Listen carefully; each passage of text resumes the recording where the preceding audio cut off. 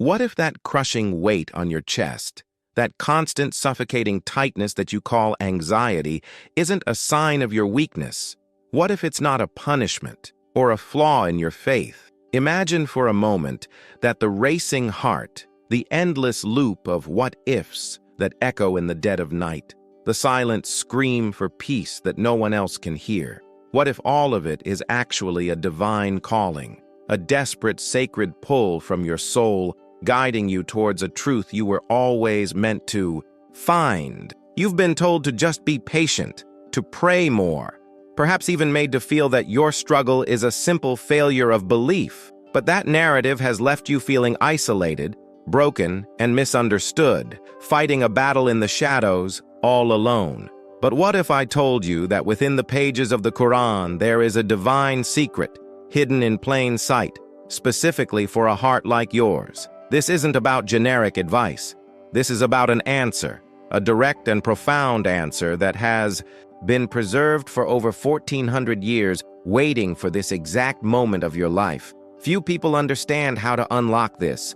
They read the stories, they recite the verses, but they miss the key that transforms ancient revelation into immediate personal relief. Today, that changes. In this video, I promise you, we will uncover this key together. You are about to discover how the stories of the prophets are not just historical accounts, but are in fact a divine roadmap out of your own personal darkness. You will learn that the Quran already has the answer to your anxiety, and it is more powerful, more merciful, and more personal than you have ever been led to believe. This journey will not just give you comfort, it is designed to give you liberation. Stay with me, because what Allah is about to reveal to you through His perfect words could be the very thing that finally sets your heart free. Before we continue, I want you to know something with full certainty. You are not here by accident. Allah, in His infinite wisdom and mercy, has guided you to this message right now because He knows the weight your soul is carrying. He has heard your silent prayers. So let's honor this moment. Take a deep, slow breath, and in the quiet of your heart, say Bismillah. Prepare yourself, because perhaps Allah is responding to your supplications today, right here, through these words. This is a sacred space, a moment of connection between you, your Creator, and a community of souls who feel exactly what you feel. You are not alone in this. To affirm your intention, to make this moment a turning point, I want you to do something powerful. Go to the comments and, as an act of turning to Him, write, Ya Allah, I am listening. Let this be your declaration that you are ready to receive His guidance, that you are tired of fighting this battle alone. Your comment is a whisper to Allah that will be witnessed by a community that understands. And as this message begins to resonate within you, let your touch on the like button be more than just a click. Let it be a form of sadaqah jariyah, a continuous charity. Your like helps this message travel through the noise and find another soul who is lost in the dark, another heart that is aching for this very same relief. Subscribing to this channel isn't just about getting notifications. It is a declaration that you are committing to your healing. It's about joining a family of believers who are all on this journey to find what the soul truly craves. We are a community, and here you will always have a place. Now, hold on, because Allah revealed something critically important about the fear you're feeling, and you absolutely need to hear it before you even think of leaving this video. The first secret is about to be unlocked. Picture the scene, but I want you to do more than just see it. I want you to feel it in your bones. The night in Egypt is heavy, not with humidity, but with a palpable, suffocating fear. Imagine the silence of a home, a silence that is a prayer in itself, broken only by the soft, innocent breathing of a newborn and the frantic, pounding heart of his mother. Outside, the rhythmic tramp of soldiers' boots on stone is a death march, an ever-present reminder of the tyrant's decree. Every infant boy born to the Israelites must be found, his light extinguished before it has a chance to shine. Inside, a mother, Yocheved, holds her son, Musa, her entire world, the fulfillment of her being wrapped in a small blanket. Every instinct she possesses, every fiber of her maternal soul screams to build a fortress around him, to hide him in the deepest recess of their home, to silence his every cry. Her love is a fierce, protective fire, an earthly force of nature. But then, a command comes. It does not come from her mind, nor from her survival instincts. It is a divine inspiration, a whisper from Allah that settles into the core of her heart, a command so terrifying, so utterly counterintuitive, it wages war against all human logic and every maternal impulse. Weave a basket, the guidance comes, and place him in it. Then cast him into the river. Think about that. The river. The mighty, merciless Nile, the very same water that gives life to Egypt, is now meant to be his cradle. A place of crocodiles, of unpredictable currents, of no return. A symbol of death. This is to be the vessel for her most precious treasure. Can you feel the sheer, heart-stopping terror of that moment? The splinters of the reeds under her trembling fingers as she weaves the arc of his survival. The scent of pitch and tar meant to keep the water out. The finality of the lid. This is the ultimate confrontation with the fear of an unknown future. It is a portrait of pure surrender. This ancient terror is not confined to the pages of a holy book. It is the same silent echo that reverberates in your own heart. That feeling of absolute crushing powerlessness when you stand at the edge of your own river of uncertainty and gaze into the murky waters of tomorrow. The what-ifs are the raging, unpredictable currents threatening to pull you under.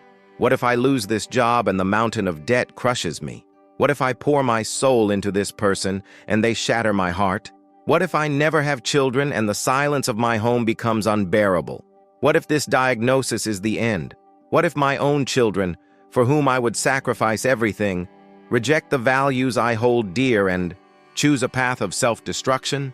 This suffocating anxiety about the future makes you feel exactly like that mother, as if you are being asked to place your own heart, your most cherished hopes, your fragile dreams, into a leaky basket and push it into a violent, unforgiving current. The modern world screams at you to seize control. It sells you planners, productivity apps, and the gospel of the 5-year plan.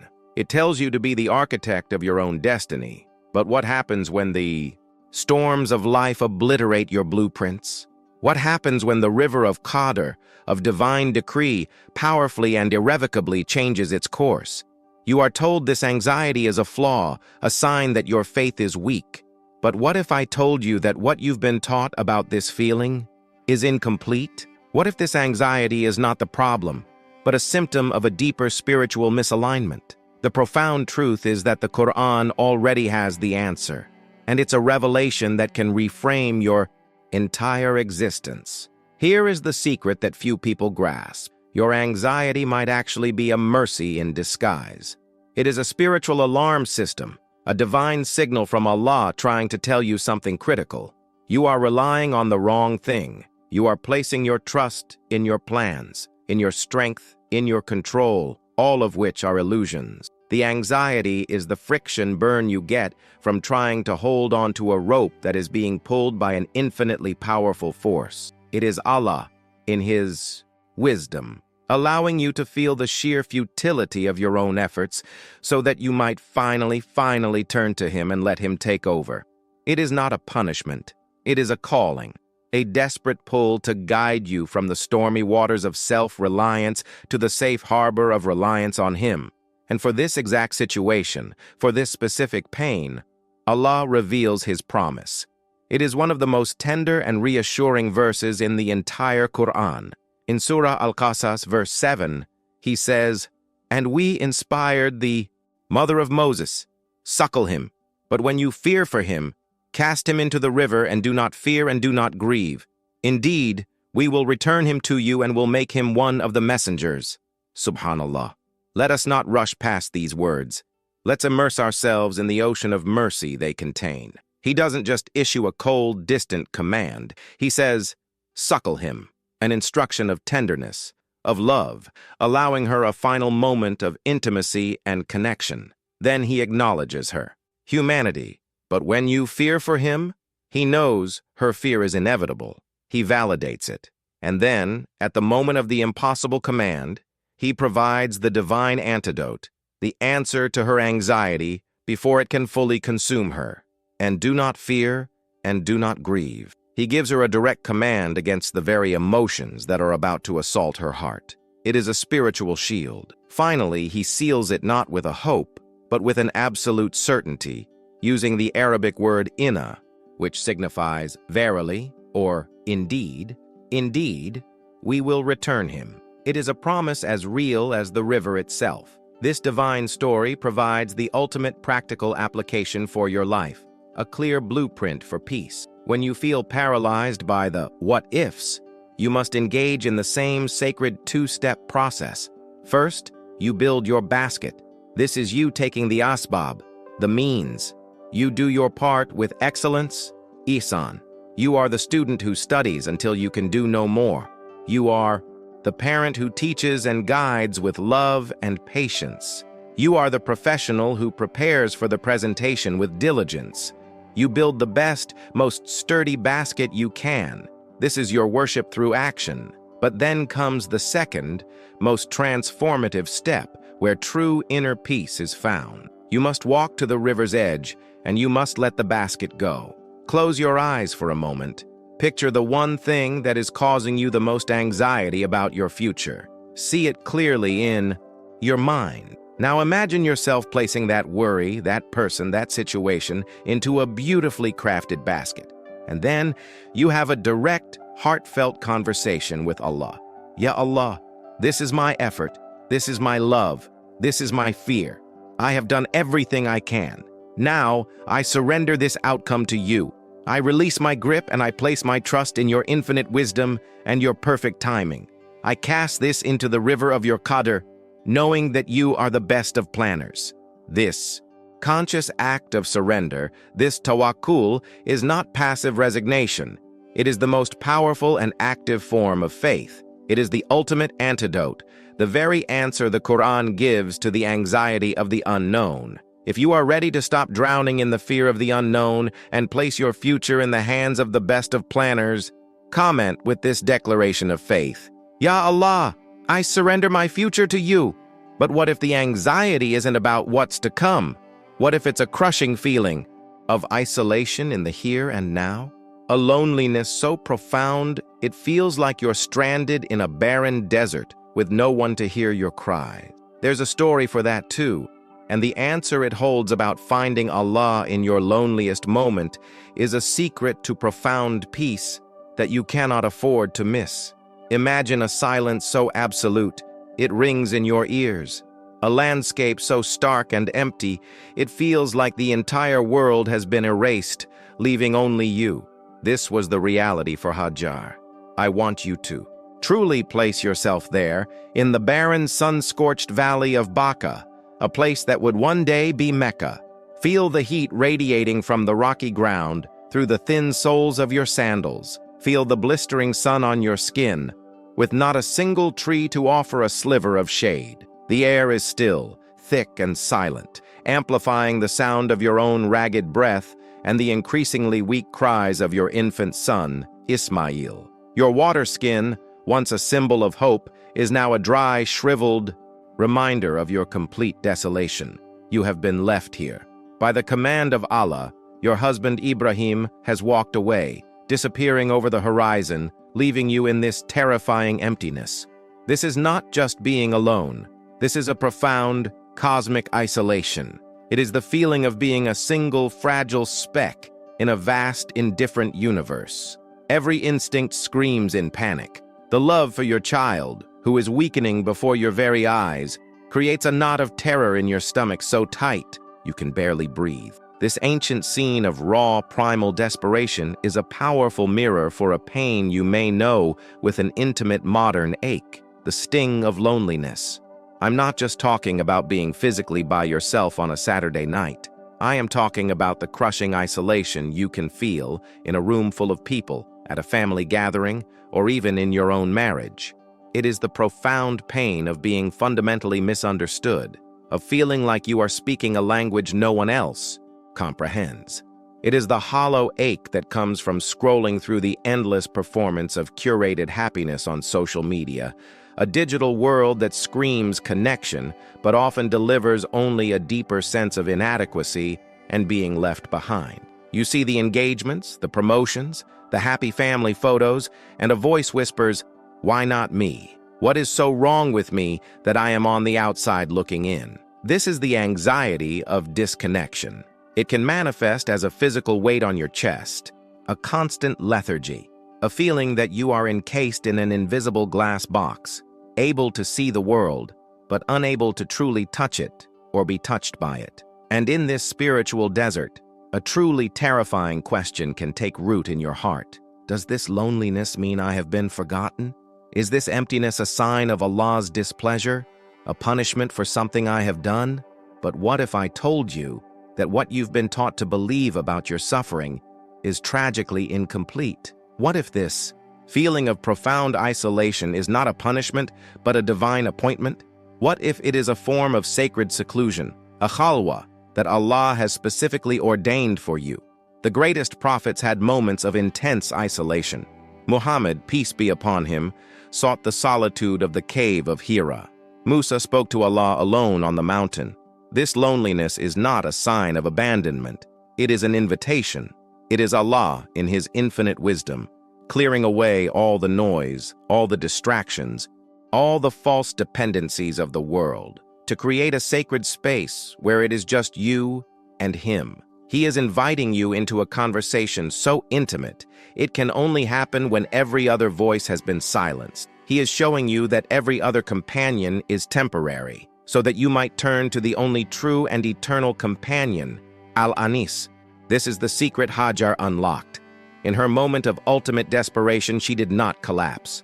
Her faith, ignited by her fierce motherly love, exploded into action. She placed her son on the hot sand, an act of trust in itself, and she ran.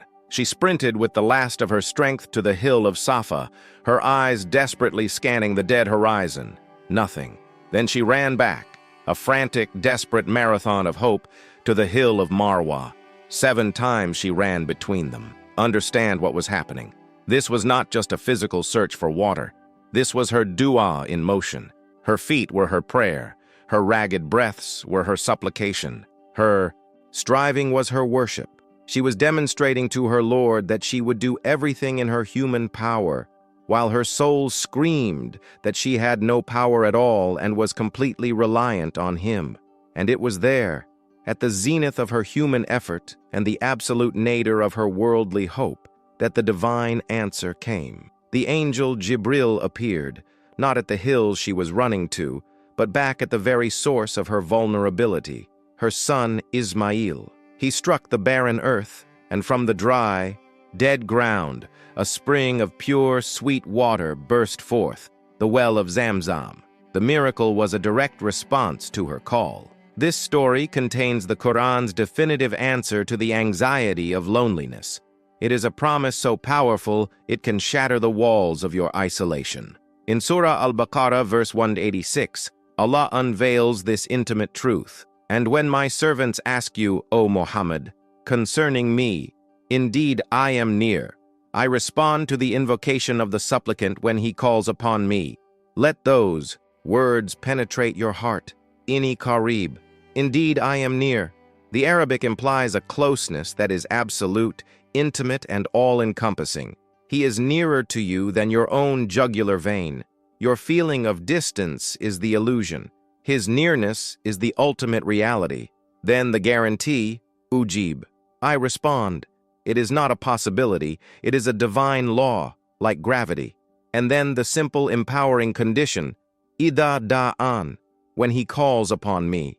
The response is guaranteed, but the call is our responsibility. He is waiting for you to initiate. Hajar's running was her call. Your pain is your opportunity to call. The practical application, therefore, is transformative. When the next wave of loneliness hits, do not let it drown you. Use it as your spiritual trigger. Convert that passive suffering into your own active sa'i. Get up. Remove yourself from distractions. Perform wudu, and as the water touches you, make the intention that you are purifying yourself to meet with your A. Closest companion. Find your quiet corner, turn to the Qibla, and have a raw, unfiltered conversation. Tell him you feel alone. Name the ache in your heart. Complain to him of your isolation. Then ask him to be your anise, your comforter, your friend. This act of calling, of speaking, activates the promise. You are turning your desert of loneliness into a sacred space where the zamzam of his companionship can spring forth. If you've ever felt that deep sting of loneliness and you are ready to turn that feeling into a conversation with Allah, declare your trust in His closeness by commenting, "Ya Allah, you are enough for me."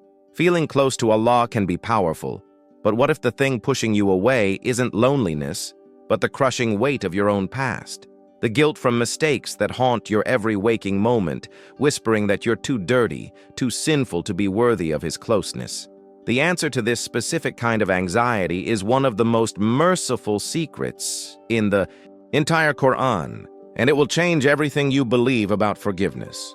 There is a special kind of anxiety that doesn't arise from the fear of the future or the pain of the present, but from the haunting, relentless echoes of the past. It is the heavy, suffocating cloak of guilt. You know this feeling. It is the memory of a mistake, a specific sin, a moment of profound weakness that plays on a cruel, unending loop in the cinema of your mind. It is a relentless inner critic, a voice that whispers the most toxic lies in your most vulnerable moments. You are a failure. You are unclean. You are unworthy. How could you ever face Allah after what you did? How could He ever love a hypocrite like you? This guilt is a self-imposed prison. It drains your energy, it poisons your present happiness, and worst of all, it erects a cold, thick wall between you and your Creator. You want to lay your head on the prayer mat, but you feel like a fraud. You want to raise your hands in dua, but you feel too ashamed to ask for anything.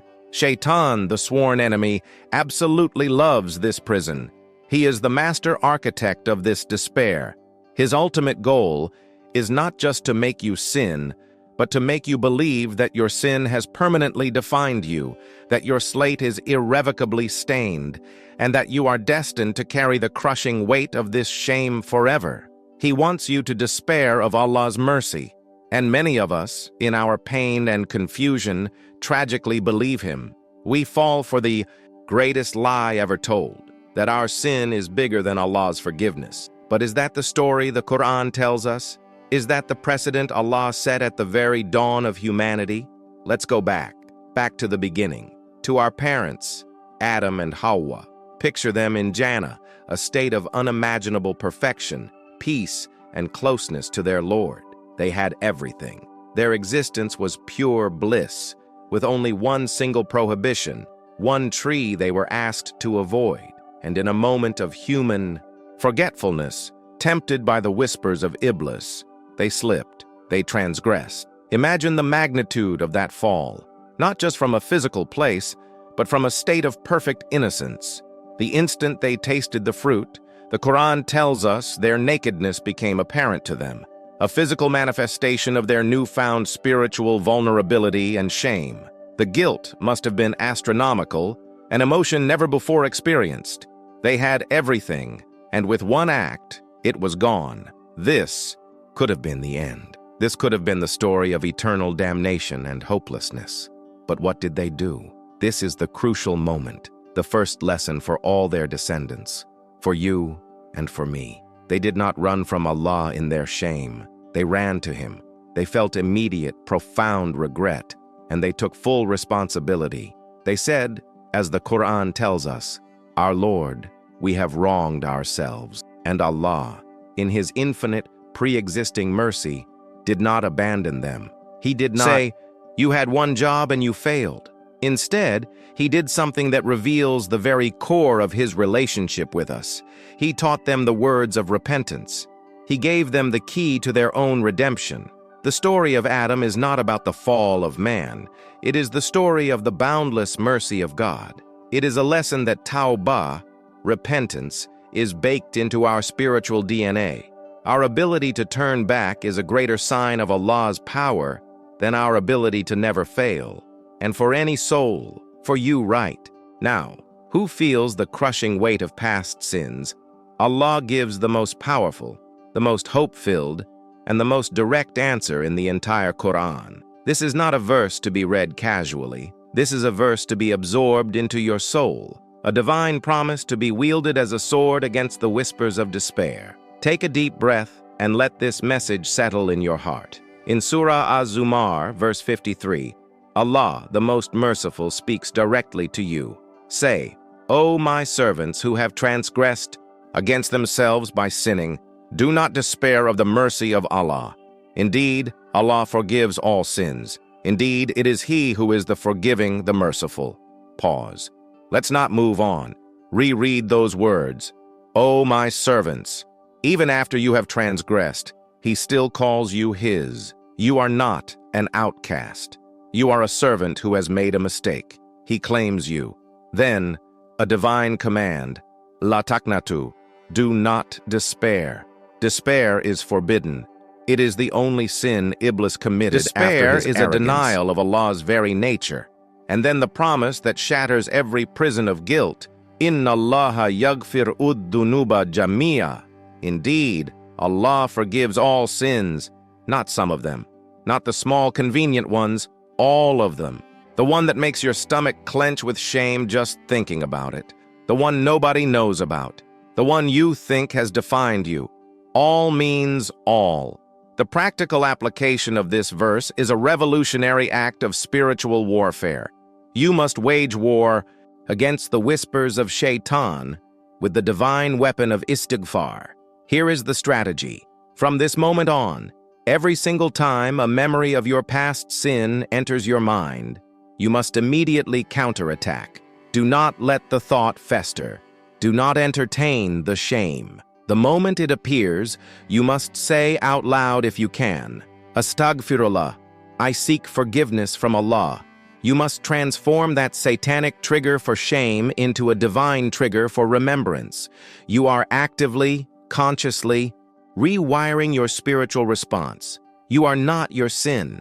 You are a servant of Allah who slipped, and your act of turning back to Him is more beloved to Him than the act of someone who has never had to repent. Your guilt is not a life sentence. It is the proof that your heart is alive and it is yearning for its creator. If you are ready to let go of the chains of the past and embrace the boundless ocean of Allah's mercy, make a public declaration of your hope in Him. Comment, Ya Ghaffar, O I, Forgiver, I turn to you. If this message is resonating deep within your soul, let your like be an act of faith. A prayer that this reminder of Allah's infinite mercy finds its way to another heart that is drowning in guilt. And consider sharing this video with someone who might be struggling in silence. Your share could be the key that unlocks their prison of despair, a beautiful form of sadaqah jariyah for you both. Embracing Allah's forgiveness is a monumental step toward peace. But what happens when your anxiety stems from a different kind of silence? When you've been praying, begging, pleading for something for months or even years, and the only response you feel is a deafening emptiness. This despair can be one of the sharpest, most painful tests of faith. But there is a secret in the Qur'an about the etiquette of praying when you feel completely hopeless, and it comes from a prophet who waited an entire lifetime for his answer. There is a unique and deeply painful anxiety that creeps into the heart of a believer after a long period of silence. It is the despair of seemingly unanswered prayers. It begins as a whisper of doubt, and if left unchecked, can grow into a roaring storm of hopelessness. You know this feeling. You have been on your prayer mat night after night, your hands raised, your voice trembling, your tears flowing for the same thing, for months, for years, perhaps even for decades. You pray for a righteous spouse, but the loneliness persists.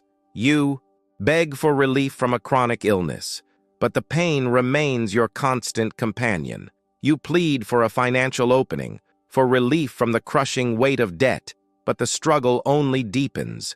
You pray for a child, but your arms remain empty, and in the long, drawn-out silence that follows, the whispers of shaitan begin their insidious work. Is Allah even listening? He asks. Maybe your sins are too great. Maybe you're not worthy of being answered. Look at everyone else receiving their blessings. Why not you? Perhaps he simply does not care about your pain. This is one of the most dangerous spiritual trials a person can face because it doesn't just attack your hope for the dunya, it attacks the very foundation of your relationship with Allah. It can lead to a spiritual fatigue so profound that you even stop wanting to ask. What do you do when the heavens feel silent? Does Allah's silence mean his rejection? Many people believe this, and it becomes a source of deep, spiritual anxiety. But is this what the Quran teaches? Or is it possible that the period of waiting, the long, aching silence, is itself a profound and hidden part of Allah's answer? Let's turn to the story of a man who was the living embodiment of patient supplication, a prophet who mastered the art of waiting. Imagine an old man, Prophet Zachariah, standing alone in the sanctuary, the mihrab. His body is frail, a testament to the long years that have passed.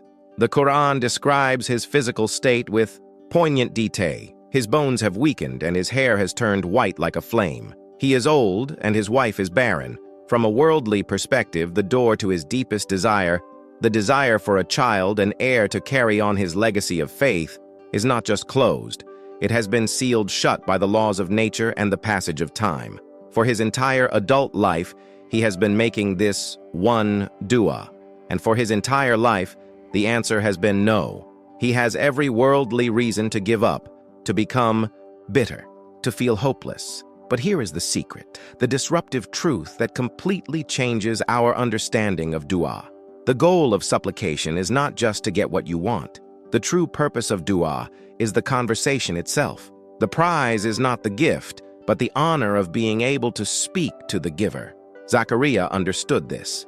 His long years of waiting did not diminish his faith. They refined it. The waiting period purified his intention, deepened his reliance, and perfected his adab, his beautiful etiquette with his Lord. He didn't storm the heavens with demands. He didn't complain about the years of silence. Instead, he approached Allah with the most beautiful, vulnerable, and intimate of calls. And in his words, we find the Qur'an's direct answer to the anxiety of unanswered prayer. This is what he said, a dua recorded for all time in Surah Maryam, verse 4. Take a moment to close your eyes and just feel the sincerity in these words. He said, My Lord, indeed my bones and my head has filled with white, and never have I been in my supplication to you, my Lord, unhappy. Subhanallah. Let's unpack the profound beauty here. He begins by admitting his complete weakness and vulnerability. He is not posturing. He is raw and honest with his Lord. Ya Rab, I am old, I am weak, I have nothing left in my own power.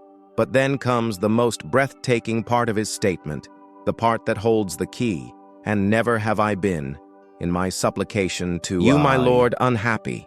The Arabic word used is shaqiyya, which means wretched, miserable, or distressed. Zachariah is making a revolutionary declaration. He is saying, Ya Allah, even though for all these decades you did not give me the one thing I wanted most, the act of asking, you has never been a source of misery for me. The connection I feel when I call upon you, the honor of being in conversation with you, has always been a source of blessing, contentment, and hope, regardless of the outcome. This is the ultimate shift in perspective.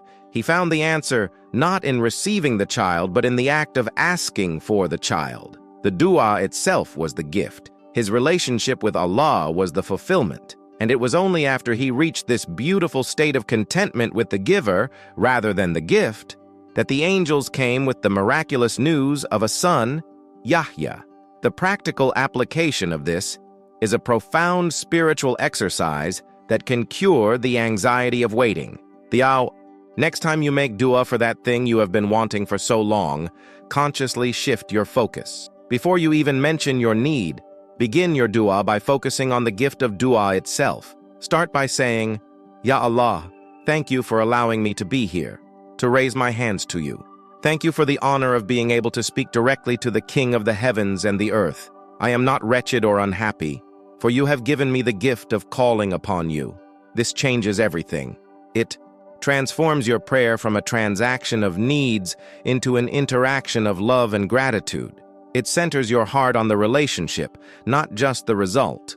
And trust that Allah's answers are always perfect, even when they are not immediate. As the Prophet Muhammad, peace be upon him, taught us, Allah answers in one of three ways. He gives you what you asked for, He averts a harm from you that is equal to what you asked for, or He saves it as a reward for you in the hereafter. Your dua is never, ever wasted. The silence is not rejection. It is redirection, protection, or elevation. If you have ever felt the pain of waiting and are ready to find peace in the conversation itself, declare your patience by commenting, Ya Rab, I trust in your perfect timing. Trusting in Allah's timing is a balm for the internal anxieties of the heart. But what if your anxiety doesn't come from Allah's perceived silence, but from the loud, cruel, and deliberate actions of other people? What if the pain is not the ache of waiting, but the sharp, sudden sting of betrayal, the burning fire of injustice that consumes your peace? For this agonizing pain, the Qur'an reveals a story of incredible patience and ultimate vindication that holds the answer to finding strength when the world has wronged you. There are anxieties that are born from within us, our fears, our loneliness, our guilt. But then, there is a different kind of anxiety, a torment that is inflicted upon us from the outside. It is the sharp, sudden sting of betrayal, the burning, corrosive fire of injustice. It is a pain that doesn't just wound the heart. It shatters our trust in the world and in people. It is a unique agony to be wronged, lied about, or harmed, especially by those you loved and trusted. Picture this scene with me. A young boy, beautiful and innocent, the beloved son of his father, his own brothers, his own flesh and blood, seething with a jealousy so venomous it eclipses their kinship, conspire against him. They lead him out into the wilderness under the pretense of play. Imagine his confusion turning to terror as their smiles turn to snarls. Imagine the roughness of their hands as they strip him of the coat his father gave him, a symbol of his love. And then, the ultimate act of treachery. They throw him into the cold, dark emptiness of a deep, dry well. Feel the scratch of the rope, the stomach-lurching fall, the hard landing in the dust and shadows, and worst of all, the final, soul-crushing sound of their receding footsteps and laughter, abandoning him to a slow, terrifying death. This was the first ordeal of Prophet Yusuf. His trial began not with a natural disaster or an external enemy, but with the unthinkable betrayal of his own family. This profound pain of injustice echoes through our own lives, though perhaps in different forms. It is the colleague who smiles to your face while stealing your work and slandering you to your boss. It is the business partner who cheats you out of your life savings. It is the spouse whose secret betrayal shatters the foundation of your family. It is the close friend who broadcasts your deepest secrets to the world. It is the feeling of being powerless against a system that is rigged against you, where your voice is silenced and your rights are trampled. This kind of pain creates a specific toxic anxiety. It replays in your mind a constant loop of how could they? It fuels a burning desire for revenge, a fantasy of seeing them suffer as you have suffered. This anger, while justified, can become a poison that consumes your peace, making you bitter, cynical, and unable to trust anyone again. The world tells you that the only path to peace is to get even, that justice is only served when you see your oppressor fall. But what if this worldly desire for vengeance is a trap? Does clinging to anger truly heal the wound? Or does it just keep it infected? Is it possible that the Quran offers a hidden, far more powerful answer to this pain? A path that leads not just to justice, but to a profound inner liberation that no oppressor can ever touch. Here we uncover one of the most incredible and disruptive truths in the entire Quran, hidden within the folds of Yusuf's story. From a worldly perspective, his life was a series of escalating injustices. From the well of betrayal, he was sold into slavery. In the house of Al-Aziz, He was faced with a constant, aggressive temptation, and when he righteously resisted, he was rewarded not with honor, but with slander. The powerful woman he rejected lied about him, and to protect her reputation, he was thrown into prison. Think about that. A slave, falsely accused, unjustly imprisoned for years. Each stage was a deeper descent into darkness and powerlessness. It would have been so easy for him to become consumed by rage, to curse his brothers, to curse the woman who lied, to curse the unjust system, and even to question Allah's fairness. But here is the wow moment, the secret that turns the entire narrative on its head. Each of these injustices was not an obstacle to his destiny. Each one was a divinely ordained stepping stone on the path to his destiny. The well separated him from his jealous brothers. The slavery placed him in a house of power where he learned administration. The prison introduced him to the royal cupbearer, who would one day mention him to the king. Allah was orchestrating a grand, unseen plan, and the injustice Yusuf suffered was the very tool being used to forge his character and position him for greatness. What looked like a series of defeats was actually a training ground for his ultimate victory. The entire spiritual philosophy behind enduring such trials is beautifully summarized by Yusuf himself many years later. When he is finally reunited with his brothers, he is not a broken victim seeking revenge. He is a powerful and merciful governor of Egypt. When they ask him how this was possible, he gives them the divine formula, the answer from the Qur'an to the pain of injustice. It is a verse you must etch into your heart, from Surah Yusuf, verse 90. Indeed, he who fears Allah and is patient, then indeed Allah does not allow to be lost the reward of the doers of good, al-muhsinin. Let's break down this powerful equation for divine victory. First, yataki, he fears Allah, or more accurately, maintains consciousness of Allah. This means that even when you are being wronged, you do not respond by wronging others. You do not lie because you were lied to. You do not cheat because you were cheated. You maintain your moral and spiritual integrity knowing Allah is watching. This is the hardest part. Second, wa yasbir, and is patient. This is not a passive, weak patience. It is an active, resilient, steadfast endurance. It is the strength to hold on to your faith in Allah's plan, even when you are sitting in the darkness of the well or the prison, with no visible way out. And the result, the guarantee, then indeed, Allah does not allow to be lost the reward of the doers of good. Notice the verse doesn't say the reward of the victims or the reward of the oppressed. It says the reward of the muhsinin, the doers of good. The reward is for your response to the injustice.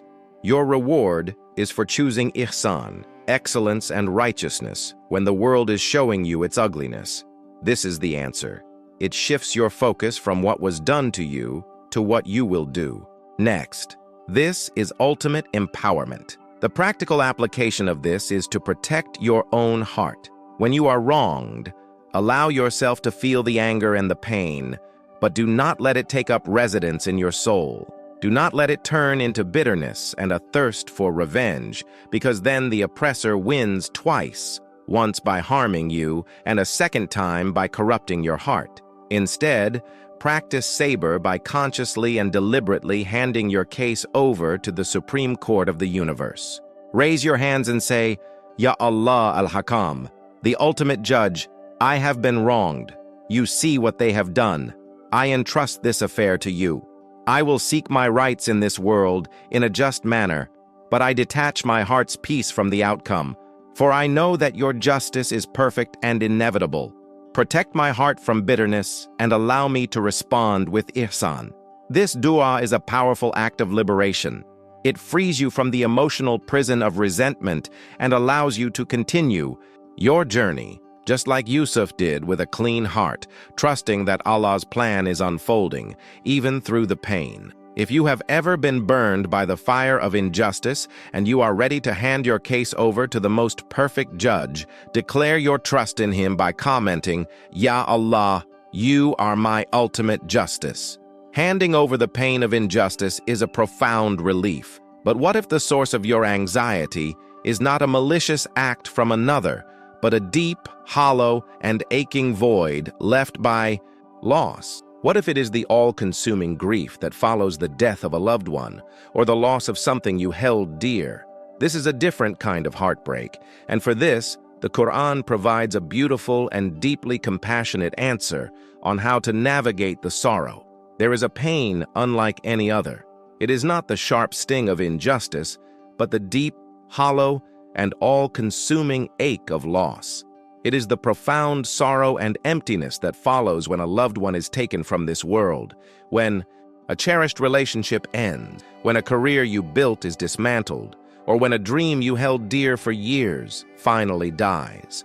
This is the anxiety of grief. It is the feeling that a fundamental part of you has been amputated, leaving a phantom limb that aches with memory and longing. The world suddenly loses its color, food loses its taste, and the future you had so carefully planned becomes a terrifying, empty landscape. It is a sorrow so heavy it can feel like a physical weight, pressing down on your chest, making it hard to breathe.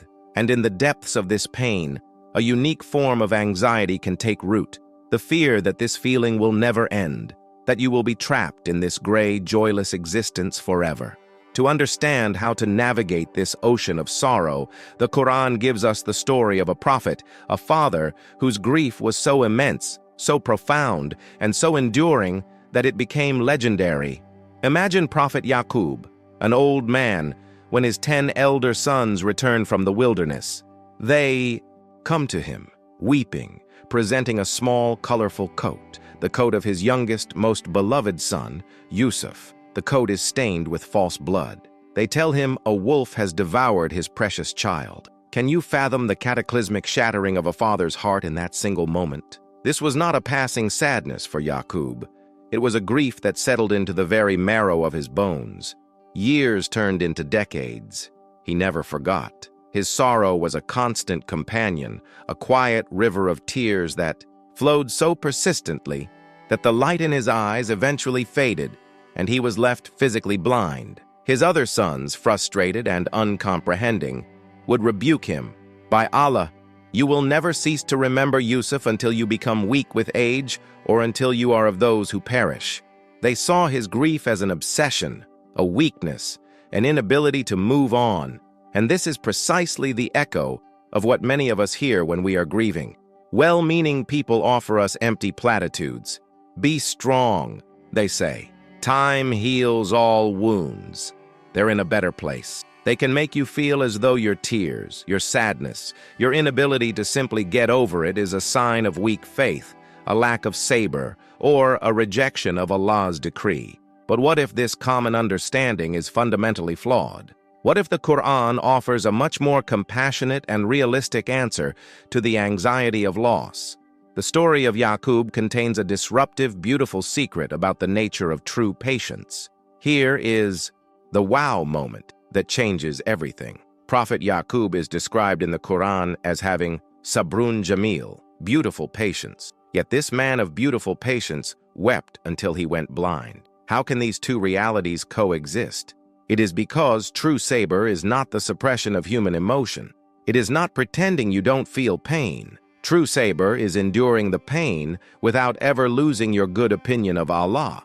It is having a heart that aches, but a soul that never despairs of His mercy.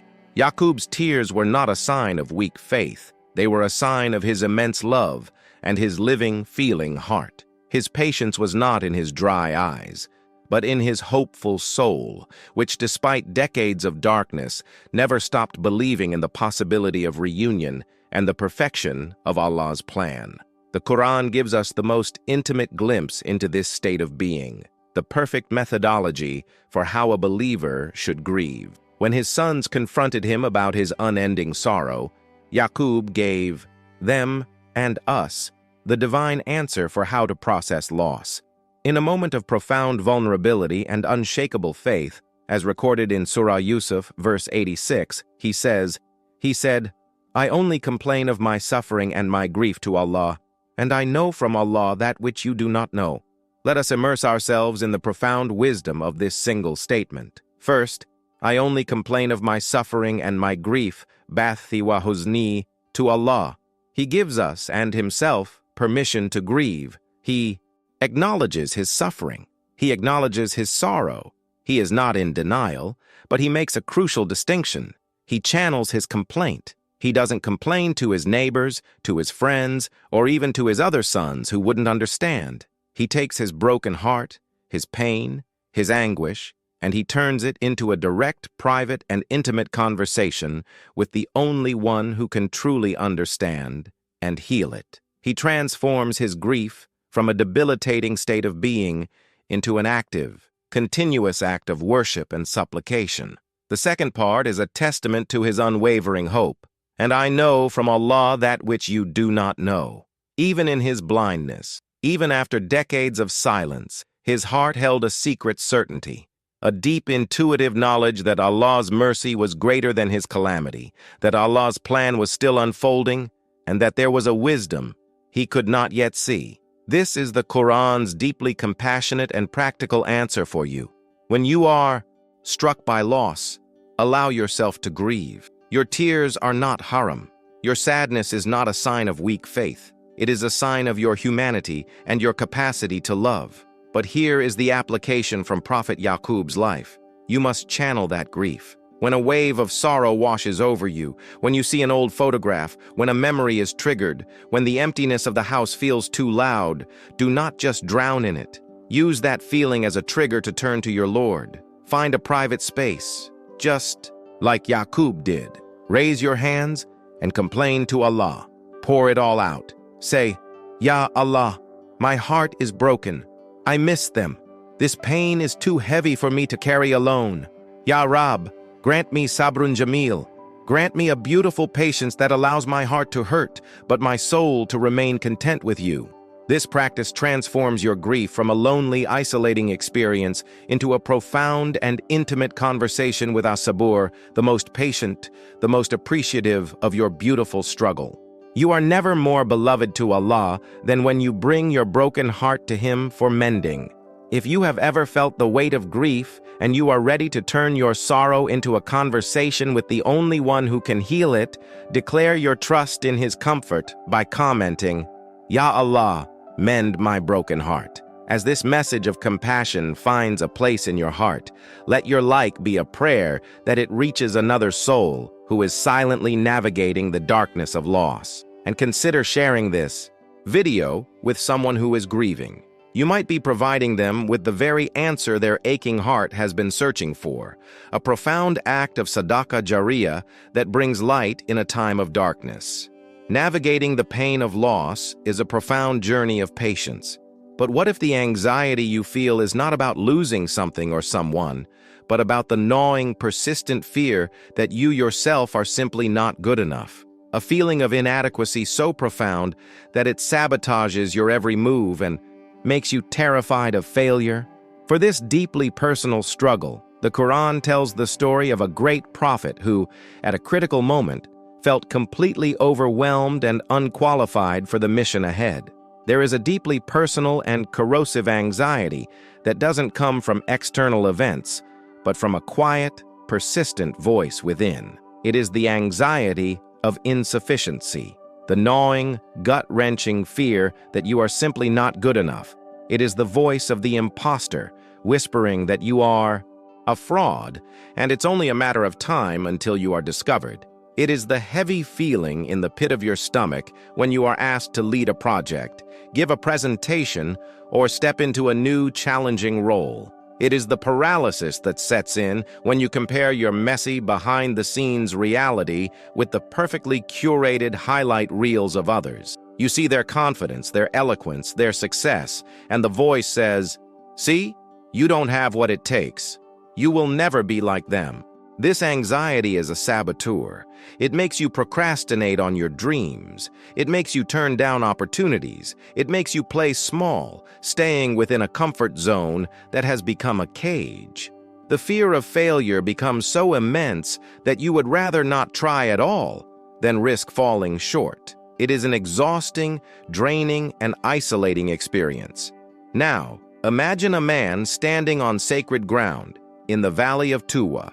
He is a shepherd, a fugitive who fled from the most powerful empire on earth after accidentally killing a man. For years, he has lived a quiet, simple life in Madian. Suddenly, he is in the presence of a miracle, a bush that is engulfed in flames but is not consumed. And from this impossible sight, a voice speaks, not a human voice, but the voice of the Lord of the worlds, Allah himself. The man is Musa.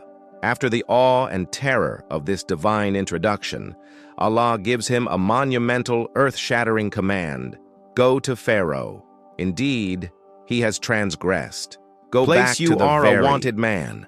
Go to the most arrogant, powerful, and murderous tyrant on the planet, a man who claims to be a god, and challenge him.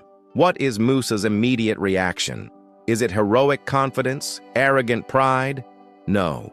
His reaction is profoundly, vulnerably, and relatably human. It is an immediate and overwhelming sense of his own inadequacy. He does not say, "I am ready, my lord." He immediately begins listing his deficiencies. He says, as the Qur'an tells us, "My lord, I fear that they will kill me, and my brother Harun is more eloquent than me in speech. So send him with me as a support, and untie the knot from my tongue so they may understand my speech." He is essentially saying, "Ya Allah, I'm not the right guy for this job. I have a speech impediment. They hate me there. My brother is a better speaker. Are you sure you're asking me?"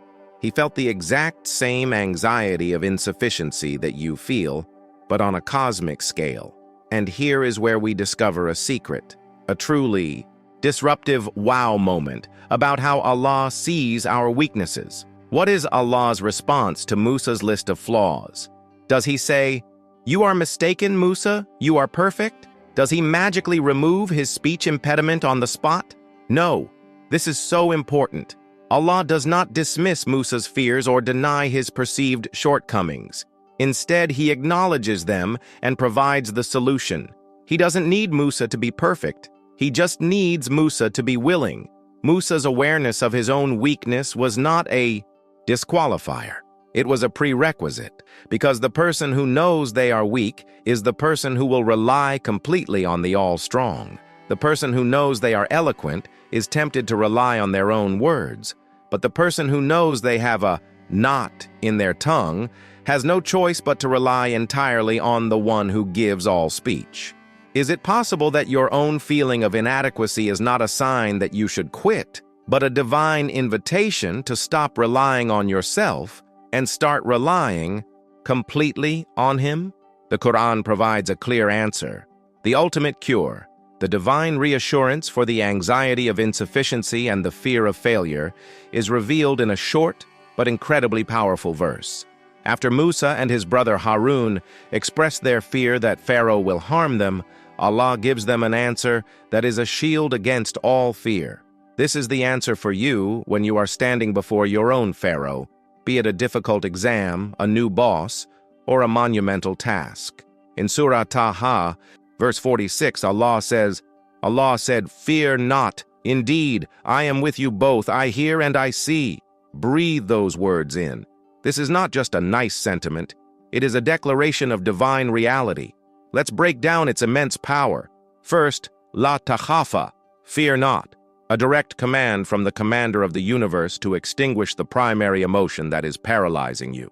Second, Inane ma'akuma, indeed, I am with you both. He confirms his presence with the emphatic word, Inna. This is not a metaphor. The creator of the heavens and the earth, the one in whose hands is the heart of your Pharaoh, is on your team. He is with you. You are not walking into that room alone. And then comes the part that should completely annihilate all anxiety. Asma'u wa ara. I hear and I see. This is the operational detail of his presence. It means, I am not a passive or distant partner. I am actively engaged. I hear every word they will whisper against you. I hear every threat they will make. And I see every plan they will concoct. I see every trap they will lay. Nothing they do or say is outside of my knowledge, and therefore nothing is outside of my control. This is the Quran's answer. When you feel insufficient, the problem is not your lack of ability. It is your focus on your ability. The practical application is to perform a tawakkul shift. The next time you are faced with a task that fills you with that familiar dread and the voice of inadequacy starts its litany of your flaws, you must consciously shift your focus. Before you begin, find a quiet moment, even if it's just for 30 seconds in a stairwell or your car. Close your eyes, acknowledge your fear and your weakness, and then make this sincere dua. O Allah al-Qawi, the all-strong, I am weak. Lend me strength from your infinite strength. O Allah al-Alim, the all-knowing, I am ignorant. Grant me clarity from your infinite wisdom. O Allah, I cannot do this on my own. I am stepping forward, relying not on myself, but completely on you. Be with me, for indeed, you are with those who trust in you, and you hear and you see all things. This simple act of surrendering your perceived inadequacies to him is not a sign of weakness. It is the ultimate key to unlocking a strength that is not your own. It is the source of a divine confidence that can overcome any obstacle. If you have ever felt that you are not good enough for the task ahead and are ready to rely on his strength instead of your own, make this declaration of trust. Ya Allah, your strength is sufficient for me. Finding strength in Allah can help us face the challenges we choose. But what if the anxiety doesn't come from a single task you must perform, but from a crushing, overwhelming calamity that you did not choose, a disaster so huge it wipes out everything you've ever known and loved, your health, your wealth, your family? When you are tested to your absolute limit and left with literally nothing, where do you find the strength to even call out to God? For this most extreme of trials, the Qur'an tells the story of one of the most patient men who ever lived. We have spoken of anxieties that arise from our own choices, our own fears, and the actions of others. But there is another level of trial, a form of suffering so immense and all-encompassing that it can shatter the very foundations of a person's hope. This is the anxiety that comes with a great, overwhelming calamity. It is the crushing weight of a life-altering crisis, a terrifying medical diagnosis that comes out of nowhere, a sudden and catastrophic financial ruin that wipes out a lifetime of work, a natural disaster that sweeps away your home and all your possessions, or a series of devastating losses that come one after another so rapidly and relentlessly that they leave you feeling completely broken, breathless, and utterly hopeless. This is not just a test. It is a spiritual earthquake. It creates an anxiety so profound that it makes you question everything. The future seems like a black hole, and a voice whispers that your life, as you knew it, is over, and there is no possibility of recovery. To find the answer for this extreme state of being, the Quran presents us with the story of a man who was tested with the complete and total loss of everything. Picture the Prophet Ayub. He was not a man who was accustomed to hardship. He was a man blessed with everything this world has to offer: vast wealth, sprawling lands, enormous herds of livestock, a large and loving family of many children, and the respect and admiration of his entire community. He had it all. And then, the trial began. It was not a single loss, but a systematic, devastating stripping away of every single blessing. In a series of calamities, his livestock were destroyed, his lands were lost, and all of his wealth vanished. Then, in a single tragic incident, all of his beloved children were taken from him. And as if that were not enough, the trial then came to his own body. He was struck by a severe and debilitating disease that ravaged his health, leaving him in constant pain, weak, and isolated. His friends and community abandoned him, repulsed by his condition. He was left with nothing. From the pinnacle of worldly success, he was brought down to the absolute depths of loss and suffering, with no one left by his side except his righteous and loyal wife. For years, he endured. In this state of complete loss, what does a person do? Many people today, if faced with even a fraction of such a test, might believe it is a punishment, a sign of God's anger. They might ask, "What did I do to deserve this? Why is Allah punishing me?" This is a common and deeply painful question that can lead to a crisis of faith. But what if this line of questioning, this assumption of punishment, is a trap from Shaitan? What if the Quran offers a profoundly different answer to the meaning of such immense suffering? The story of Ayub contains a revolutionary secret about the nature of patience and the purpose of trial. Here is the disruptive truth. Ayub's legendary patience was not a grim, silent, emotionless endurance. It was not the absence of feeling pain. The true wow moment of his story is found in the nature of his prayer. After years of suffering, when he finally reaches his breaking point and calls out to Allah, he does not complain. He does not scream, "Why me, God? This is unfair. I've been a good servant." Listen to the sheer beauty, dignity, and profound adab of his dua, as captured in the Qur'an. "Indeed, adversity has touched me, and you are the most merciful of the merciful." That's it. He simply states his condition as a fact. Adversity has touched me, and then he immediately affirms Allah's most beautiful attribute of mercy.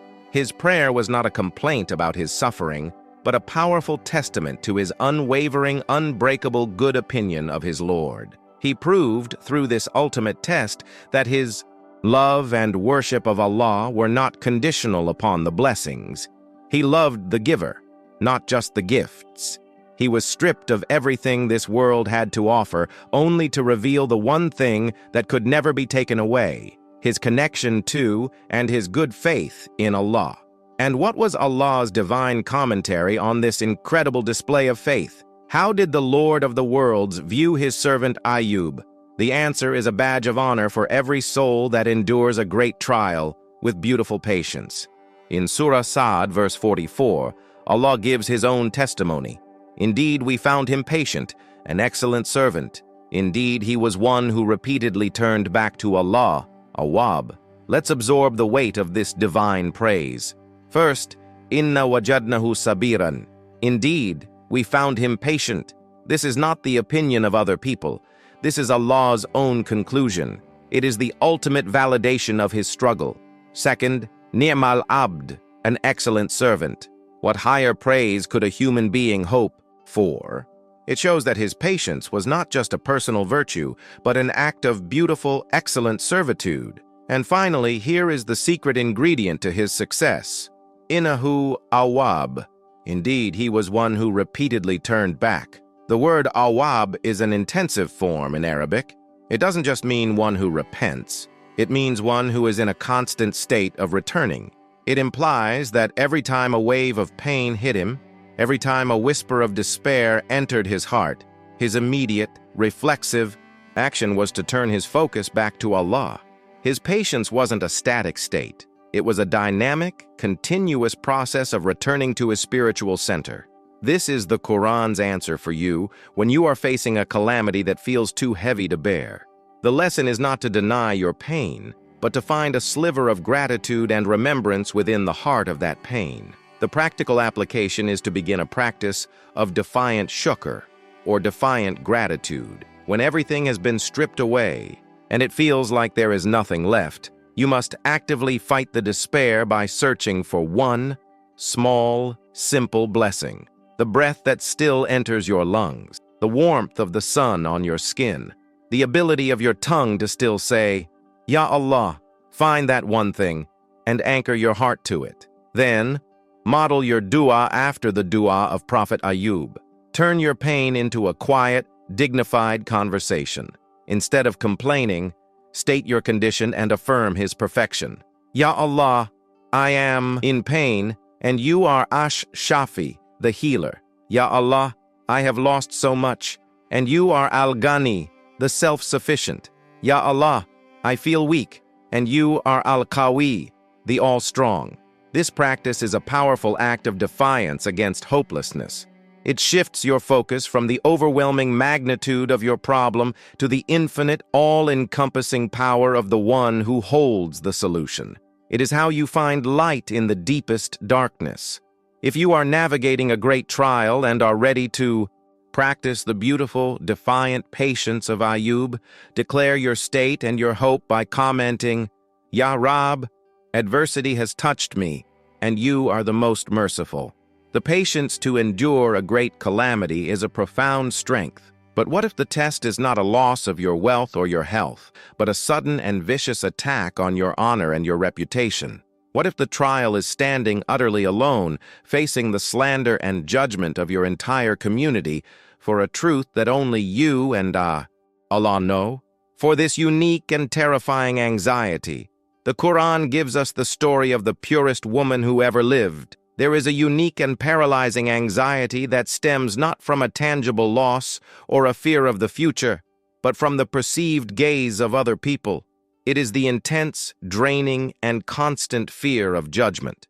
It is the anxiety of what they will think, what they will say, what they will whisper about you when you are not in the room. This social anxiety can be a tyrant. It dictates what you wear, what you say, and even what you allow yourself to dream of. It is the fear of being ridiculed for your beliefs, especially in a world that can be hostile to faith. It is the terror of being misunderstood by your own family for the choices you make to please Allah. It is the sickening feeling in your stomach when you know lies and rumors are being spread about you, staining a reputation you have worked hard to build. This fear can make you shrink. It forces you to wear a mask, to perform a version of yourself that you think will be acceptable to others, while your true self remains hidden, suffocating underneath. It silences your voice when you should speak up for the truth, and it can fill your heart with a constant low-grade dread before any social interaction. Now imagine a young woman who is the very symbol of piety and honor in her community, a woman so devoted to the worship of Allah that she was granted a special chamber in the temple, a status unheard of. Her name, Maryam, is synonymous with chastity, purity, and righteousness. Then, in her seclusion, an angel appears with a decree from Allah that will shatter her world and everything her reputation is built on. She will conceive and bear a child, a son, without ever having been touched by a man. Feel the sheer, mind-bending terror and confusion of that moment. Her first response is one of pure panic. How can I have a son when no man has touched me? After submitting to Allah's decree, she endures the pregnancy in isolation, the anxiety and fear growing with each passing day. The physical pain of childbirth, which she endures alone under a palm tree, is perhaps secondary to the emotional agony of what is to come, for she knows she cannot hide forever. She must return to her people. She must walk back into her town, the very place where she is revered as a saint, now carrying a newborn baby in her arms. She knows with absolute certainty the storm of accusations that awaits her. They will not see a miracle. They will see a monstrous sin. They will see a fornicator, a liar, a disgrace to her noble family. This is the ultimate trial of social anxiety. To stand alone with a truth that looks like a lie, facing the vicious, self-righteous judgment of your entire world. Many of us, if faced with such a situation, would immediately begin preparing our defense. We would gather our arguments, think of justifications, and prepare for a verbal battle to defend our honor. But here is where the story takes a turn so unexpected, so divinely inspired, that it contains the secret answer to conquering the fear of judgment. What was Allah's instruction to Maryam in this moment of extreme crisis? He did not tell her to craft the perfect speech. He did not tell her to argue her case. He gave her a command that seems, from a worldly perspective, like complete madness. He told her to take a vow of silence. He instructed her not to speak to a single person. Imagine the sheer level of trust that requires to stand before your accusers, your reputation being torn to shreds, and to remain completely silent. This is the wow moment of Maryam's story. Her silence was not an admission of guilt. It was the ultimate act of tawakkul. It was a powerful, nonverbal declaration that said, "My honor is not in your hands. My defense is not upon my tongue. The one who created this miracle will be the one to defend it. I am stepping back and letting Allah be my advocate." She completely and utterly outsourced her defense to her Lord. The ensuing scene, as described in the Quran, is one of the most dramatic in all of Scripture. Maryam walks into the town, just as she feared. The people gather, their faces a mixture of shock, disgust, and betrayal. They immediately launched their vicious attack, as recorded in Surah Maryam, verse 27. Then she brought him to her people, carrying him. They said, "O Mary, you have certainly done a thing unprecedented. O sister of Aaron, your father was not a man of evil, nor was your mother unchaste." Notice how they attack not just her, but her entire family, her entire lineage. This is the nature of slander. It seeks to destroy everything. And what does Maryam do? In this moment of intense pressure, with daggers in their eyes and poison on their tongues, she follows Allah's command. She remains silent, and she simply points. She points to the infant child in her arms. Her accusers mock her. "How can we speak to one who is in the cradle? Oh, child." And then the miracle unfolds. Allah makes the infant Isa speak. From the cradle, the baby defends his mother with a power and eloquence no human could muster. "Indeed, I am the servant of Allah. He has given me the scripture and made me a prophet." He vindicates her completely. Allah's defense was infinitely more powerful than any words Maryam could have spoken. The Qur'an gives a clear answer. When you entrust your honor to Allah, He can defend you in ways you cannot even imagine. This is a profound lesson with a direct practical application for your life. When you are faced with the anxiety of judgment, before you rush to defend yourself, before you get into arguments, before you let the fear consume you, you must first practice strategic silence. This does not mean you can never speak up for yourself. It means your first move must be to turn inward to Allah, not outward to your accusers.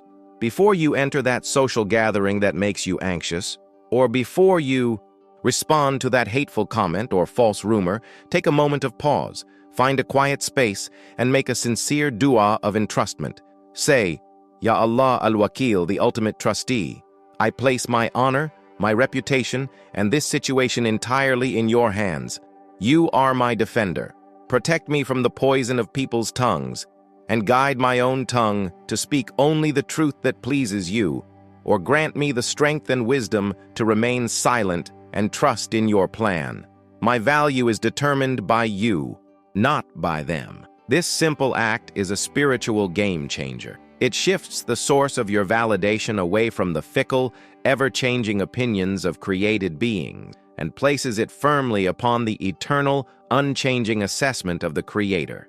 It frees you from the desperate need for people's approval. If you have ever felt the sting of judgment and are ready to place your honor in the hands of the only true defender, make this powerful declaration of trust.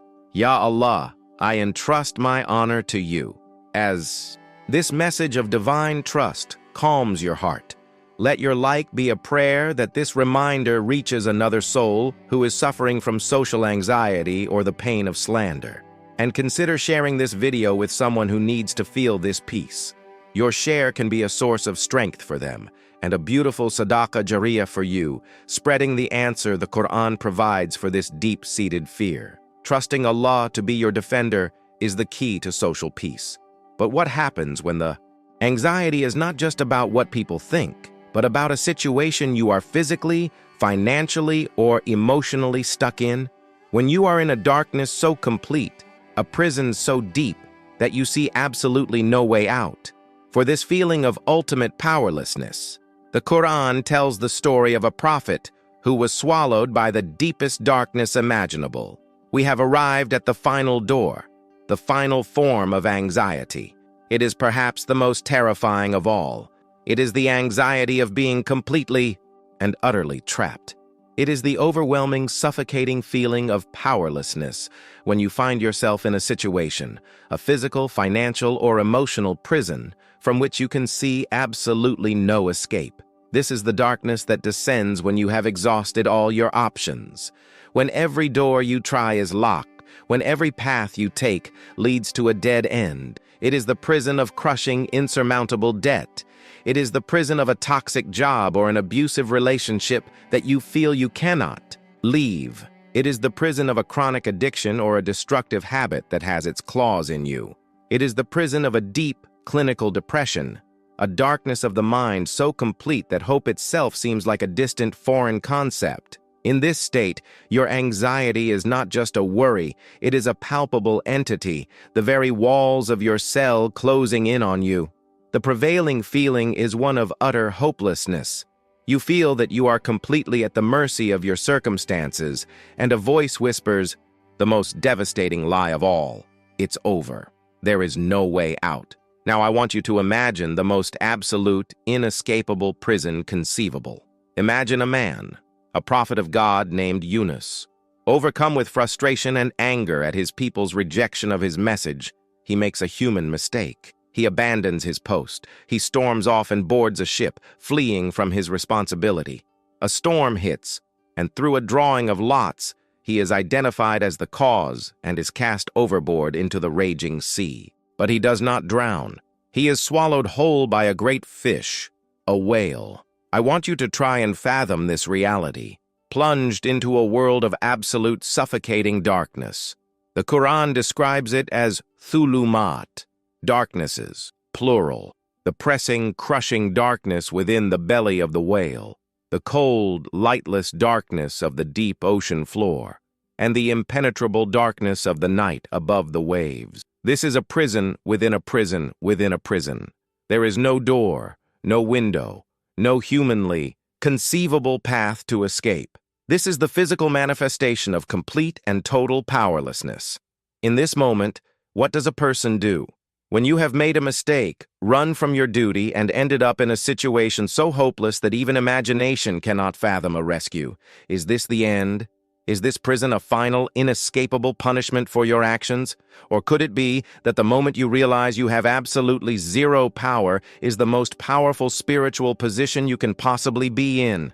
Here, we uncover the most profound secret of divine rescue, the ultimate wow moment for anyone who feels trapped. In the belly of the whale, in the deepest darkness, Prophet Yunus did something extraordinary. He did not panic and thrash about. He did not scream and curse his fate. He did not even primarily beg, "Ya Allah, get me out of here." Instead, he turned inward and offered a prayer, a tasbih, so powerful, so perfect in its structure, that the Prophet Muhammad, peace be upon him, said that any Muslim who calls upon Allah with these words for anything will be answered. This prayer contains a three-step formula for liberation. First, Tawheed, the absolute affirmation of God's oneness. La ilaha illa anta. There is no deity worthy of worship except you. In the darkest place on earth, surrounded by the proof of his powerlessness, his first act was to affirm that only Allah has true power. He negated the power of the whale, the power of the ocean, and his own powerlessness, and affirmed that only Allah is in control. Second, tasbih, the glorification of God. Subhanaka, exalted are you.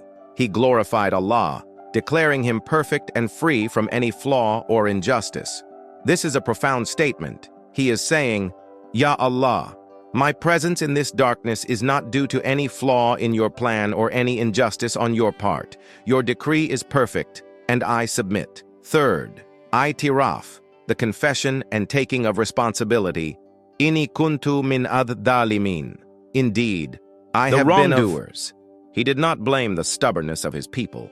He did not blame the sailors who cast him overboard. He looked inward, took full accountability for his own mistake of abandoning his mission, and admitted his fault. This prayer is the master key. It is the Quran's ultimate answer to the anxiety of feeling trapped. Liberation did not begin with a change in his physical circumstances. It began with this profound and total shift in his spiritual state. The key to escaping the physical prison was forging the key of this prayer, and Allah's response was immediate and is a promise for all time. In Surah Al-Anbiya, verses 87 and 88, Allah gives us this complete formula for rescue. First, the prayer of Yunus. And he cried out through the darknesses, "There is no deity except you, exalted are you. Indeed, I have been of the wrongdoers." And then, the immediate universal promise from Allah. So we responded to him and saved him from the distress, and thus do we save the believers. Let's absorb the magnitude of this promise. Fastajabna lahu. So we responded to him. The connection is direct and causal. The prayer was the action. The response was the guaranteed result. Wa najaynahu min al-gham, and we saved him from the distress. The Arabic word gham is not just trouble. It is a deep, suffocating grief, distress, and anxiety. Allah did not just rescue his body from the whale. He rescued his heart from the darkness of despair. And then, the most hopeful sentence for you and me, wa kadhalika nunjil mu'minin, and thus do we save the believers. Allah takes this specific miraculous event and elevates it to a universal law, a sunnah of his divine intervention. He is saying, this formula is not a historical artifact for Prophet Yunus. This is our system. This is my promise. This is how I rescue those who believe when they are in their moments of darkness. The practical application is therefore the most direct in our entire journey. When you feel trapped by debt, by a relationship, by a habit, by your own mind, you have been given the divine escape hatch. You must use the tasbih of Yunus, but do not just recite the words. Embody the 3 stages of the prayer. First, in the heart of your prison, consciously affirm Tawheed. Say, La ilaha illa anta. And as you say it, negate the perceived power of your problem. This debt has no ultimate power over me. This person has no ultimate power over me. This addiction has no ultimate power over me. Only you, Ya Allah, have power. Second, glorify him. Say, Subhanaka, and feel in your heart a contentment with his decree, trusting that there is a wisdom in this trial that you cannot yet see. Third, look inward with humility. Say, Inni kuntu min ad-dalimin, and take accountability for any part you have played, any impatience, any lack of trust, any sin that may have contributed to your state. Ask for his forgiveness. This prayer is the Qur'an's definitive answer for breaking the chains of powerlessness. It is the recognition that the path out of any prison begins not by changing your circumstances, but by changing your relationship with the one who controls all circumstances. If you feel trapped in any darkness and are ready to use the divine key to unlock your own liberation, make the prayer of the Prophet Yunus your own by commenting, La ilaha illa anta subhanaka, inni kuntu min ad-dalimin. From the darkness of the well to the darkness of the whale, from the fear of an unknown future to the crushing weight of the past, we have journeyed together through the stories of the Quran. And in every single trial, for every single anxiety, we have found a luminous, divine answer waiting for us. The message is overwhelmingly clear. From the darkness of the well to the darkness of the whale, from the crushing fear of an unknown future to the haunting weight of a painful past, we have journeyed together through the stories of the Quran. We have walked with prophets and saints through their moments of most profound anxiety. We stood with Musa's mother at the riverbank of uncertainty. We ran with Hajar in the desert of loneliness. We fell and rose with Adam in the face of guilt. We waited with Zachariah in the silence of unanswered prayer. We faced betrayal with Yusuf. We wept with Yaqub in the sorrow of grief. We felt inadequate with Musa before a tyrant. We endured calamity with Ayub. We faced judgment with Maryam. And we found the key to our prison with Yunus. And in every single trial, for every single shade of human anxiety, we found a luminous, specific, and divinely merciful answer waiting for us. The message is overwhelmingly clear. Your anxiety is not a flaw in your design, and it is not a sign of Allah's distance. It is a calling, a sacred invitation to turn back to the only true source of peace. But this knowledge is not meant to simply reside in your mind. It is meant to descend into your heart, to soothe your soul, and to become your reality. The language of the heart is prayer. So I want to invite you now, right where you are, to join me in a final, collective prayer of liberation. This is not just me speaking. This is us, as a community of souls, connected through our shared struggles and our shared hope, turning our hearts together to the only one who can truly heal them. So, if you are able, find a quiet space. Take a deep, slow breath. Raise your hands, even if it's just in the privacy of your room.